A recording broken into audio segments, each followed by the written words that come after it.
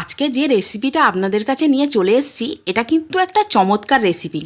গরম ভাতের সাথে একদম জমে যাবে, আর বিকেলবেলা চায়ের সাথেও কিন্তু দুর্দান্ত লাগবে।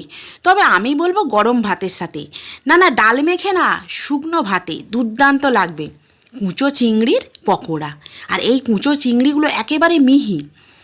এই চিংড়ি মাছ ভালোভাবে পরিষ্কার করে ধুয়ে রেখেছি। এবারে এর মধ্যে দিয়ে দিচ্ছি পেঁয়াজ কুচি।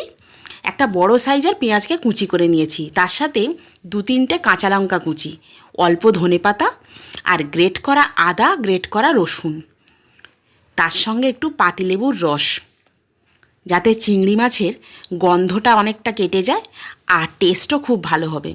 সামান্য একটু হলুদ গুঁড়ো, জিরে গুঁড়ো, আর দিয়ে দিচ্ছি একটু কাশ্মীরি লঙ্কার গুঁড়ো। সাথে সাথে দিয়ে দিলাম 2 চামচ চালের গুঁড়ো আর 1 চামচ ময়দা। এবারে এটাকে খুব ভালোভাবে মাখতে মাখতে এর মধ্যে আমি দিয়ে দেব পরিমাণ মতো লবণ। সব কিছু খুব ভালোভাবে মিক্সড করে নিতে হবে। ওদিকে গ্যাসেতে আমি একটা প্যানে সর্ষের তেল দিয়ে দিয়েছি। এটা কিন্তু সর্ষের তেলে ভাজলেই খুব ভালো টেস্ট হবে। আর যেদিন গরম ভাতের সাথে খেয়েছি এত ভালো লেগেছে, মানে অন্য কিছু রেসিপির দিকে তাকাতেই হয়নি। অল্প অল্প নিয়ে আমি এই গরম তেলের মধ্যে দিয়ে দিচ্ছি, আর তেলটা গরম হওয়ার পর গ্যাসের ফ্লেমটা কিন্তু মিডিয়ামের থেকেও কমিয়ে রাখতে হবে, না হলে বাইরের দিকটা সহজেই লাল হয়ে যাবে আর ভিতরে কাঁচা থাকবে।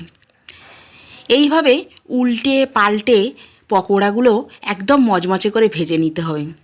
এত ফাইন খেতে লাগবে এই কুঁচো চিংড়ির পকোড়া, দুর্দান্ত স্বাদের লাগে। তো এই পকোড়া বাড়িতে আপনারা বানিয়ে নেবেন। আমি তো গরম ভাতের সাথে খেয়ে একদম আপ্লুত হয়ে গেছি। আপনারাও এরকম বানাবেন, আর বাচ্চারা খুব পছন্দ করবে। এরকম যদি বাচ্চারা পছন্দ করে তাহলে একটু কাঁচা লঙ্কাটা কম দেবেন। তো এই রেসিপিটা যদি ভালো লাগে প্লিজ লাইক, কমেন্ট, শেয়ার করবেন, আর অবশ্যই সাবস্ক্রাইব করে একটু আমাকে সাপোর্ট করবেন। দেখুন একদম ভিতরটাও মুচমুচে হয়ে গেছে।